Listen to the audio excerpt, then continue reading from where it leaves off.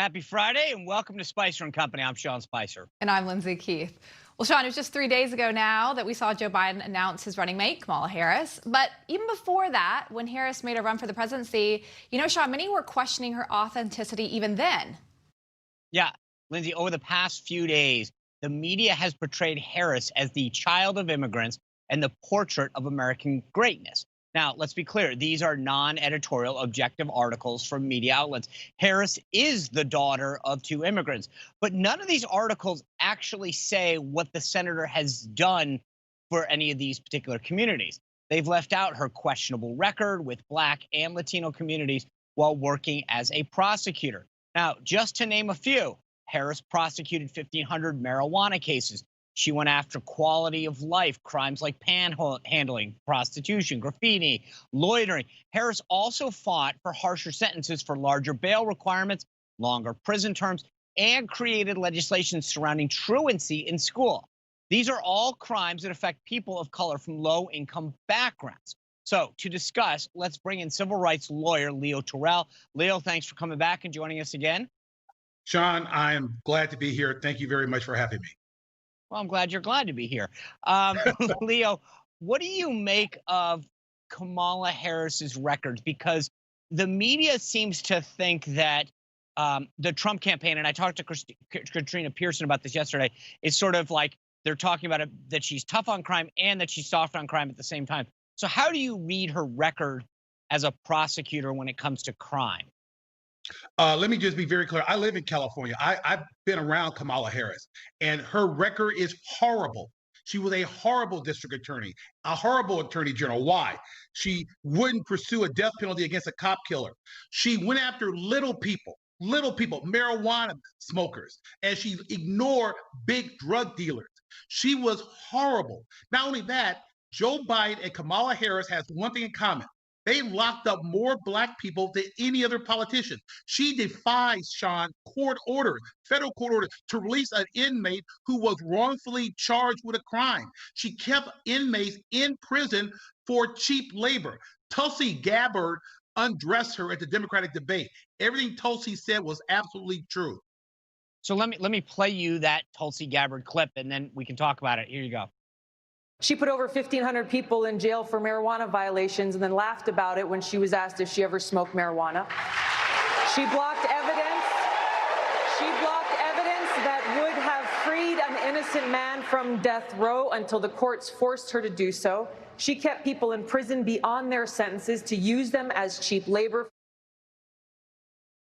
So, Leo, what do you make of Tulsi Gabbard's attacks on her regarding the Black community in particular? I want, as a civil rights attorney for 30 years, I have a good credibility and a good reputation as being fair and on the side of justice. Everything Tulsi Gabbard said about Kamala Harris was absolutely correct, true. What Kamala Harris done? She gives lawyers like me a bad name because she will say anything and do anything to get ahead. Kamala Harris is only concerned not about country like Donald Trump. He cares about the country. Kamala Harris concerns is with Kamala Harris, no one else. So I'm glad you said that because I have totally agree with you. I've said that Joe Biden's going to regret this decision because she's not looking to be a partner. She's looking to be all about herself. Leo, when it's interesting to me, let's just pretend that you took Kamala Harris's name off the record that we just described or that Tulsi Gabbard just described. If this was a white conservative, what would you be saying about their record, or what would the media be saying about their record vis-a-vis people of color? Let me think about it. Racist, racist, racist, racist, racist, racist, racist. Every liberal media, those two Democratic media networks, they would be calling him a racist. They would destroy him. But see, here's the thing about it, Sean. If you got a big D on your name, you get a pass. That's Joe Biden's got a pass with his racial comments. The only thing I agree with from Kamala Harris's mouth is when she accused Joe Biden of being a racist. And my point is that if you got a D in your name, you get a pass. Donald Trump has done more for Black Americans in 3.5 years than the entire Obama-Biden administration. Those are just plain facts. Leo, I don't know if you're going to agree with me on this, but I believe that when you talk about standing up for civil rights and human rights, that also means protecting the unborn. And Kamala Harris has a horrible record when it comes to protecting the unborn. Do you think that that's something that can be used when it comes to communicating with the Black community? Absolutely. She is extreme. She believes in abortion on demand. Look, we lose more Black lives due to abortions. I want every Black American to look at Kamala Harris' record on abortion. She believes in abortion on demand. She gets 100% rating by Planned Parenthood. She's extreme, totally extreme, way extreme for mainstream America and for most Democrats, John. That's right. Leo, last time during the election, a lot of these close states, Pennsylvania, Wisconsin, Michigan in particular, Hillary lost because the Black vote didn't come out for the way it traditionally did. Will they come out for Kamala Harris? No. Let me tell you right now, Kamala Harris is not likable and does not have a lot of Black support. Everybody should remember this. She dropped out of the race 2 months before the Iowa caucus. Why? She was polling poorly in California. Biden had more Black support than Kamala Harris. I'm going to tell you right now, Sean, Blacks under 40 do not subscribe to the Democratic plantation mentality. We all have to vote Democrat.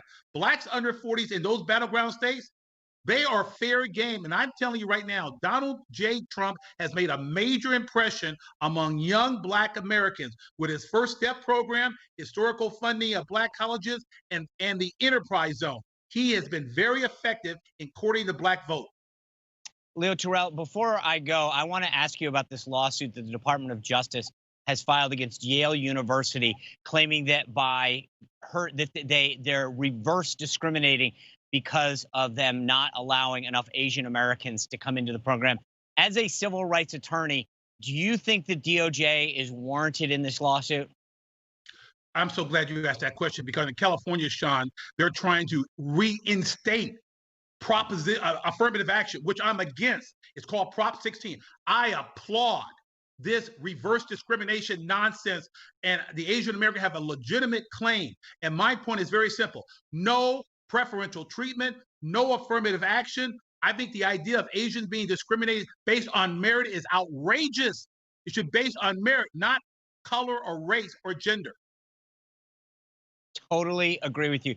That's the problem right now, Leo, is that we perpetuate the problems of race when we do reverse discrimination, don't we? Sean, honestly, it's horrible. And I'm telling you right now, there was a man about 40 years ago, he said, let's judge a person by the content of his character, not the color of his skin. Great man, MLK. And you know what? The Democratic playbook is play race politics, identity politics. The Republicans believe in judging people on their merits. That's why I have shifted over to Donald J. Trump and the Republican Party. All right. Well, there you have it. Leo, thank you for coming back and sharing your thoughts for us. I hope you have a great and safe weekend. Thank you, Sean. Thanks for having me. Glad to be on anytime. I'll take you up on that again. All right. Still to come tonight, Attorney General Bill Barr says that the left's push to have mail-in voted is like playing with fire. We're going to ask Congressman Brian Babin about that. Plus, going to church in the COVID-19 era, we're going to ask Pastor John MacArthur and Pastor Rob McCoy about what's being done to make sure everyone stays safe. And it's Friday, which means it's time for a company quiz. Stay tuned.